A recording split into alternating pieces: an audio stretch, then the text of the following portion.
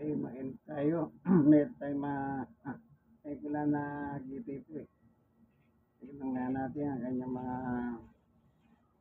sinasabi about survey. Sa bagay, yung mga survey na yan, si Sammy, si Winder, mind conditioning yan. Sa totoo lang, ang tawag sa mga survey na yan,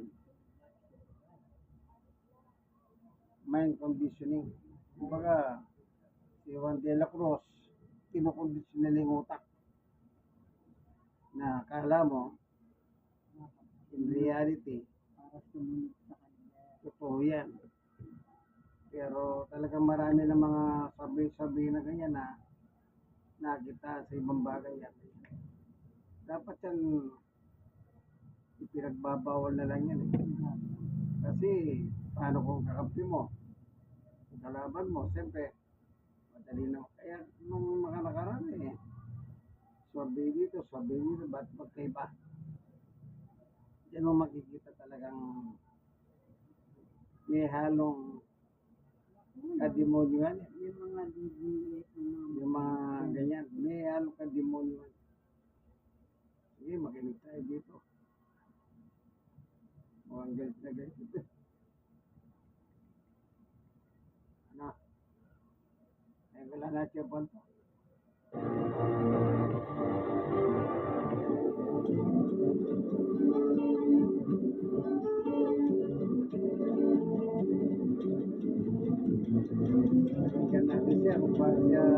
Okay, magandang araw Pilipinas. Sa araw pong ito, mga minamahal ko mga kababayan, pag-uusapan po natin ito pong kalokohan at nakakatawang estilo ni Vice President Sara Duterte.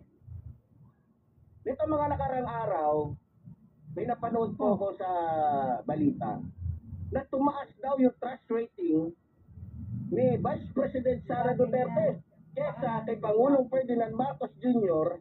na gumaganap sa kanyang trabaho, tumutupad sa kanyang trabaho.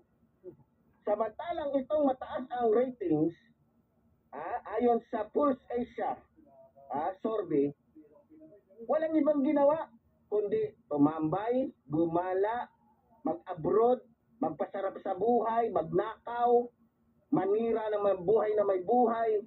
Yun pa ang mataas ang ratings. Ngayon, kayong mga taga-Pulse Asia, kayong mga namumuno dyan, ang tanong ko lang sa inyo, kayong mga kupal kayo, magkano binayad? Talagang sinasamantala nyo rin yung pagkakataon, ano? Na kinakailangan ni Vice President Sara Duterte ng mga bulok na kakampi. Talagang sinasamantala din ninyo para lang magkapera kayo. Magkano? Ilang milyon na binigay sa inyo? Para lamang palabasin na mas maraming nagtitiwala sa isang magnanakaw, sa isang mandarambong, sa isang inutil na vice-presidente. Paano sabihin na gusto ng mga Pilipino yung isang maka-China? Eh mukhang matindi yung panggagago ninyo sa mga Pilipino, kayo mga taga-Pulse Asia.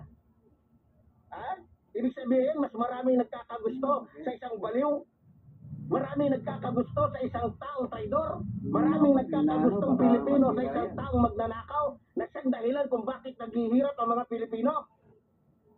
Aba, mukhang malaking kalokohan yan. Malaking kabaliktaran yan.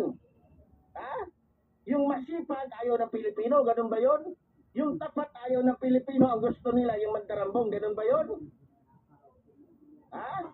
Ibig sabihin pala, ang gusto ng mga Pilipino yung makatsain ng leader kaya sa isang tao talaga nakikipaglaban sa kanyang bansa. Ganun ba yun, mga taga-Pulse Asia? Aba, matindi yung kalokohan ninyo. Ano, may mga sayad na rin kayo? Ngayon, alam naman namin na sa mga oras na ito, panahon na ito, walang ibang paraan si Vice President Sara Duterte kundi gamitin yung pera ng taong bayan para palabasin na mabuti siya. Na mas mahusay siya. Ngayon, kung sinasabi ng mga taga-Pulse Asia na mas mahusay si Vice President Sara Duterte kasi kaya malaki yung kanyang ratings, nasaan yung proyekto niya? Mga taga-Pulsesya, makinig kayo. Nasaan yung proyekto ni Vice President Sara Duterte? Ha? Anong nagawa niya sa mga taga-DepEd? Ha? Ngayon, kung inaakala ninyo na dahil sa ipinalabas ninyong resulta ng inyong pagsusorbi kuno at mataas ang ratings ni Vice President Sara Duterte, ay maliligtas na siya sa kanyang pananagutan. Diyan kayo nagkakamali. Ha? Tulad na sinabi ko, uulitin ko lang. Paano niya nasabi na mataas ang trust rating niya? Kaya pinapakain lamang niya ng panis, bulok at inaagnes na pagkain yung mga taga DepEd. Yung mga estudyante ng DepEd. Ibig sabihin, kahanga-hanga yun? Ibig sabihin, hinahangaan ng mga tao si Vice President Sara Duterte dahil nilustay lamang niya yung 125 million sa loob lamang ng ilang araw? Yun ba yun? Para pinapalabas ninyo na napakatanga, napakabobo, napaka-ignorante ng mga Pilipino dito sa bansang ito. Yun ba yun? Sabi-sabihin, pati kayo, tuwa-tuwa sa ginawa ni Vice President Sara Duterte. Na yung 600 million na confidential funds at intelligence funds ay inubos lamang niya, winaldas lamang niya, binusa lamang niya. Ganun ba yun? Ba? Pero ganun pa man, sa mga taga-Pulse Asia, sa mga namumuno dyan, kahit anong gawin ninyo, kahit pataasin nyo pa ng 200%, yung ratings ng poon ninyo, hindi nyo maluloko ang taong bayan. Dahil yan, base lamang sa inyong kalokohan. Kami, bumabase kami, base sa aming nakikita. Kalokohan ninyo. May pasorbi-sorbi pa kayo. Yung sorbi naman ninyo, hindi nakikita ng taong bayan. Magsorbi kayo. Live. Ba't hindi nyo subukan kayo mga taga-Pulse Asia na mag-live kayo? Tanungin natin mga Pilipino. Ayaw nyo. Kasi ayaw nyong marinig. Nasasabihin ng mga tao, ayaw namin kay Vice President Sara Duterte kasi may sayad. Ayaw nyo mag-live ng pagsusorbe kasi ayaw nyong marinig. Nasasabihin ng mga tao, ayaw ko kay Vice President Sara Duterte kasi magnanakaw, kriminal.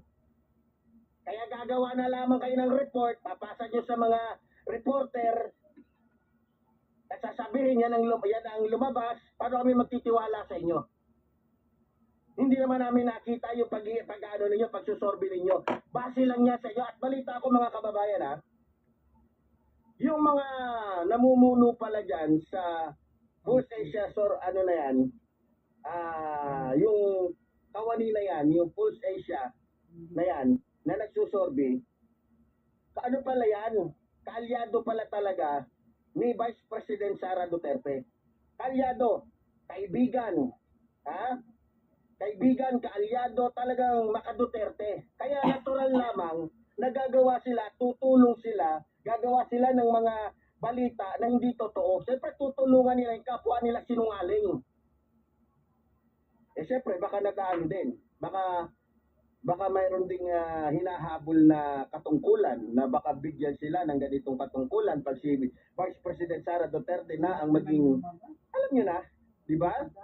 Ngayon, kayong mga taga-Pulse Asia na nagsusorbe sa ratings ng mga politiko, magbagong buhay na kayo at tanggalin nyo na yung grupo ninyo na yan.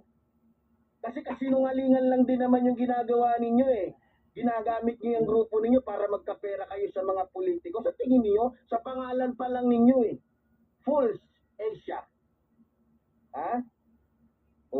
Kaya hindi na kami magtataka kung bakit ang mga ibabalita ninyo ay mga kasinungalingan. Kasi sa pangalan nyo pa lang Di ba? Pero ganun ba man, mga minamahal ko mga kababayan, kita naman po natin yung mga ginagawa po ni Pangulong Ferdinand Marcos Jr. Alam naman natin, pagdating, kung kikwentahin natin, pagdating sa mga proyekto, hamak naman na malayo sa kalingkingan yung mga nagawang proyekto ni Rodrigo Roa Duterte sa mga nagawa ni Pangulong Ferdinand Marcos Jr. At hamak naman na mas maraming mga Pilipinong nabigyan ng pabahay, lupa trabaho si Pangulong Ferdinand Marcos Jr. kesa kay Duterte ng mga panahon niya.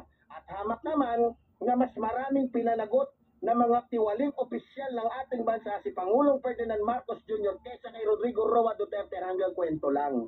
At mas hamak naman na mas maraming naipakulong at nahuling mga drug lords si Pangulong Ferdinand Marcos Jr. kesa kay Rodrigo Roa Duterte na ang pinapapatay lang niya yung mga taong mga aso o biktima ng mga drug lords na barkada niya na katulad ni Michael Yang at Alan Lim. Tama? Yun lang ang pinapatay niya. Pero yung mismong mga source ng droga, barkada niya, kasama niya, kaisa niya na nagkakalat ng lagim dito sa bansang ito. Tama? O. Ngayon, kayong mga DDS, kayo mismo, kung bubuksan nyo lang yung isipan nyo, at hindi kayo mananatiling tanga at gagamitin nyo yung utak ninyo sa pag-aanalisa, nakikita nyo naman na totoo ang sinasabi ni Epifanio Labrador. Totoo ang sinasabi ko, walang labis, walang kulang. Sabi ng iba, nung panahon ni Rodrigo Roa Duterte, tahimik ang bansang ito. Talaga lang tahimik. Yung natutulog nga lang sa bahay nila, pinapasok pa ng mga kriminal. Ang masaklap pa nito, yung mga kriminal, mismong mga pulis.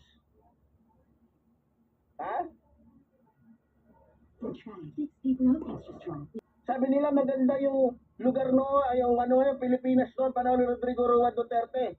Tanga, lumabas ka nga lang ng bahay, nangangamba ka na Dahil baka bigla ka na lang barilin ng mga riding in tandem, sasabihin, drug lords ka, o pusher ka, addict ka, kahit hindi naman. Para lamang mabigyan sila ng 10,000 pesos. Dahil bawat ulo may bayad, may patong. Sa katunayan, pati nga 7 years old, 8 years old Dahil sa kalokohan ni Rodrigo Roa Duterte, pati walang kamungwang na bata, kasamang pinatay. Nung mga kriminal na inutusan niya o pinilit niya dahil may kota. Tama? Ngayon, yung mga Pilipino, panahon ni Pangulong Ferdinand Marcos Jr., malaya na tayo. Wala na tayo sa ilalim ng isang COVID-19 na kasinungalingan lang naman na mismong inamin ng ilang mga kilalang mga personas na yung COVID-19 na yun gawa-gawa lamang at hindi totoo para lamang samantalahin yung pagkakataon na magkapera si Rodrigo Roa Duterte pati yung mga sindikatong kasabwat niya katulad ni Alan Lim at ni Michael Yang na kumita sa Parmalee. Tama? Ngayon, uulitin ko,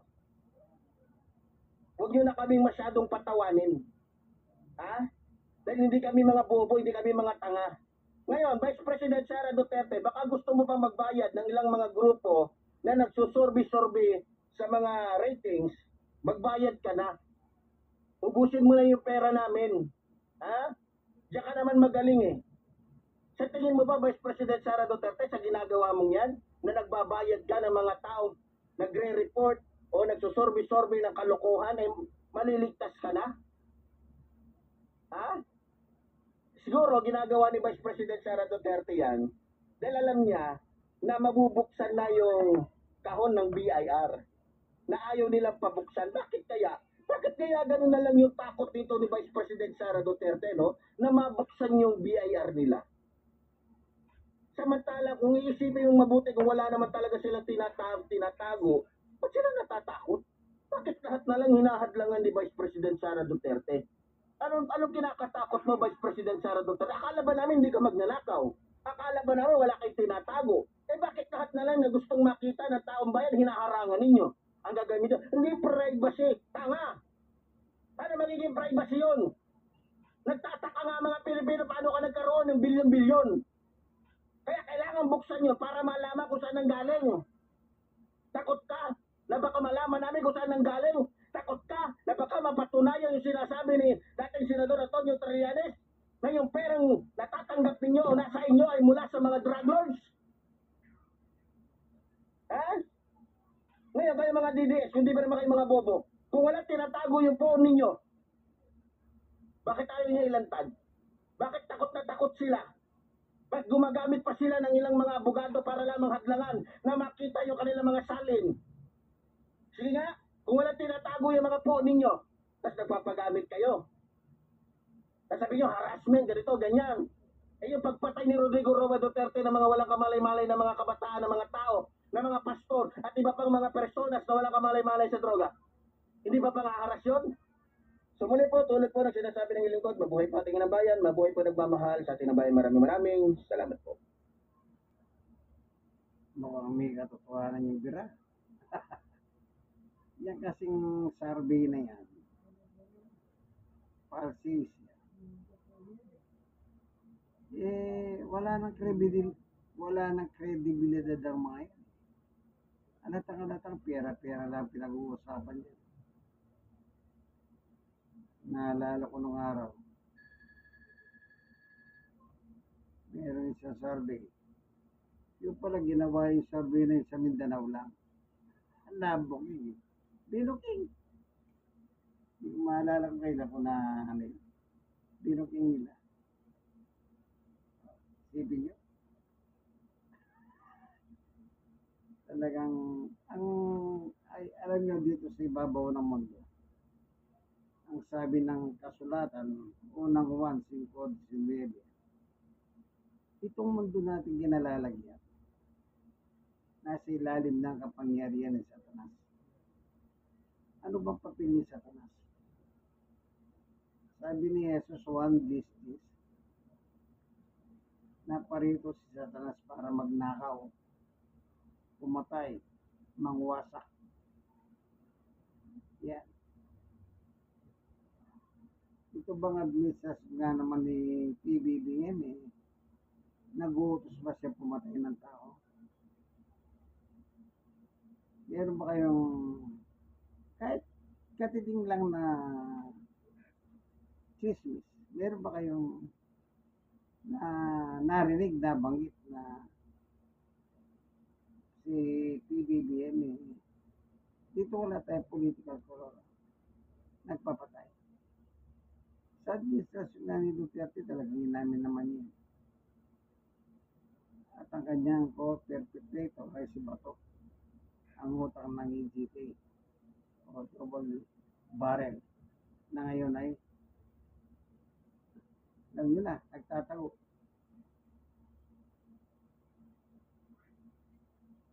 O ngayon yung sinabi niya, yung binabayaran yung pagpatay. O sino nagbulgar? Si Garma, yung PCSO General Manager na itinalaga ni Duterte sa PCSO. Siya. Na yung tagahawak naman ng pera, inamin naman ni Duterte yun, ay member ng Iglesia ni Cristo na si Leonardo. Nagtatagol. At inamin din ni Bongo yan sa video. Kada patay, may perang katumbas. Ano yan? Natutupad yung kay Satanas.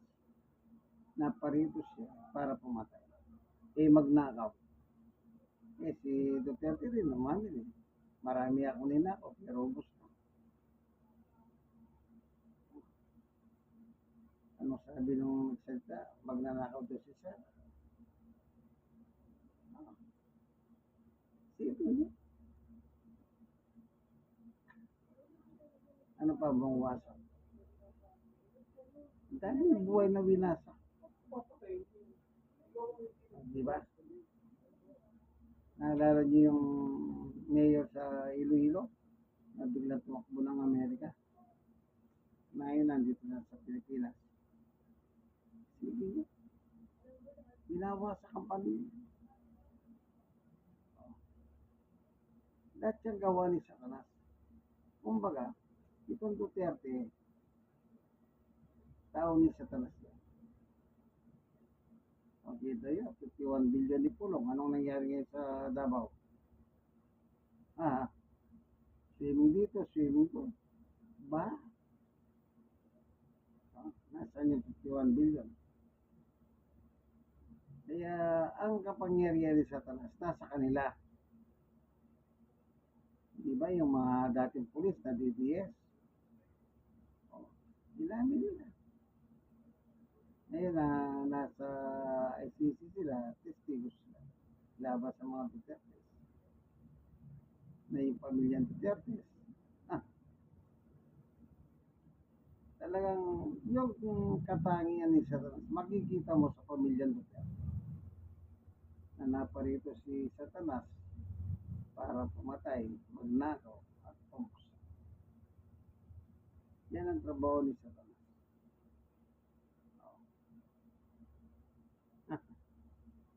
Ngayon, sa panahon ni PBBM, meron pa siyang pinapatay.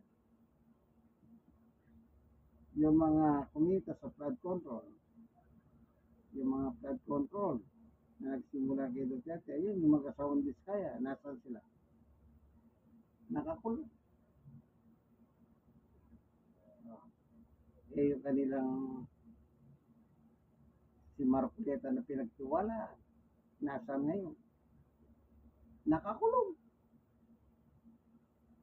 Nakakulong lang, lalabas na naman ng warat po pa.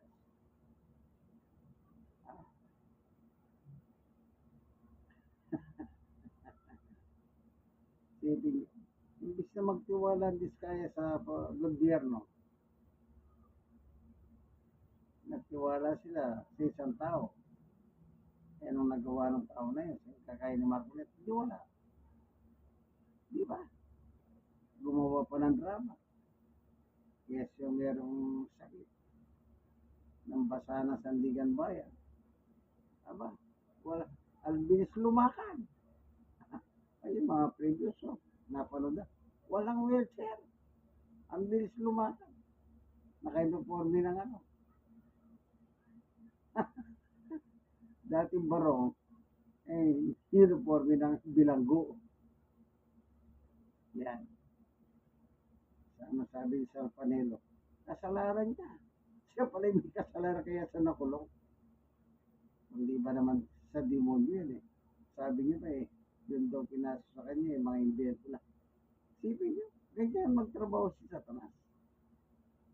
Invento ba yun? Yan ang ginawang ebidensya laban sa kanya. At dyan din ang mga ebidensya, yung mga video ni Duterte, kaya siya nakakulong, yung mga salita niya. Kaya, alam niyo, sa panahon ngayon, buksan niyo lang ang isip niyo. Wala tayong political color dito. Ano? Ako, wala naman akong ginawa, kundi manood na lang ng mga balita. Matagal na ako walang trabaho. Oh, hindi manood na lang. Kaya nasway ko lang. Ano, yung mga bibilis na senator, pro China. Ayan, si Marcoleta, pro China rin. Senador. China do. Kita niya. Nagsasabog sila ng lagi. Manluloko sila. Manluloko. Kita niya. Yung Senado, ano sabi niya nakita, Anjarata. Sinong umatake? Ala naman tayo. Alang umatake. Eh bakit? Eh sila yung nasa Senado. Sinindi nasa building naman ng DSIS. O meron bang wala namang umatake. Tapos sabi niya, Anjarata yung kapatid niya. Pang best actress naman ng Kanano. Yung tiya. Wala. Ayan. Ginagalit niya si Ping Lacson. Ngayon, tatrabaho si Ping Lacson. Ano sabi ni Ping Lacson sa mga isa niya? Mag-concentrate tayo sa tagig. Patay kang bata. Parang bomba sa sabong niya. At yan ang impeachment. Sisimulan na yung tagig ng Glory Bow Committee. Kaya, sabi ni Lacson, nonsense ang pinagsasabi niya.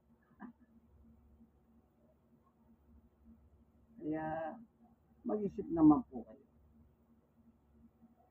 Buksan niyo ang inyong isip. Hindi yung pag sinabi ni ganito,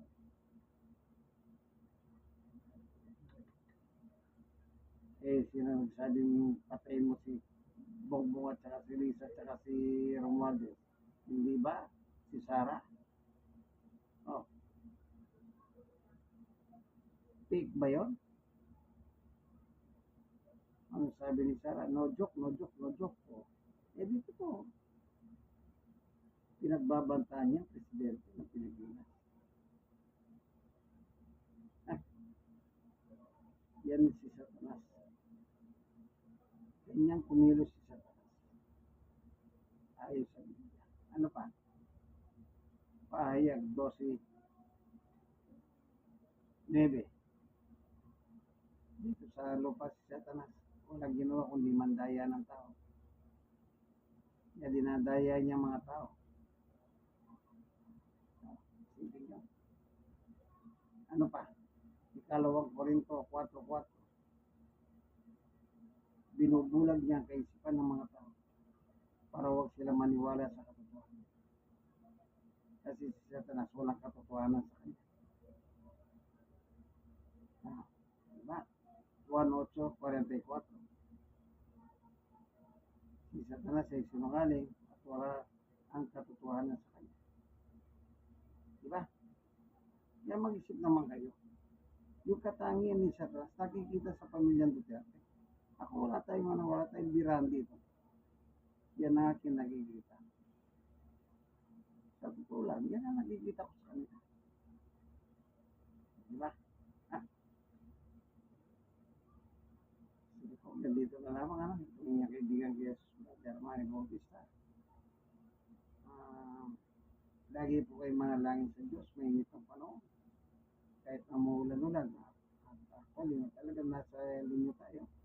Yan may init ang panahon sa Senado. Kasi meron nagpapahiyo. Walang iba kundi sa taas. Bye-bye.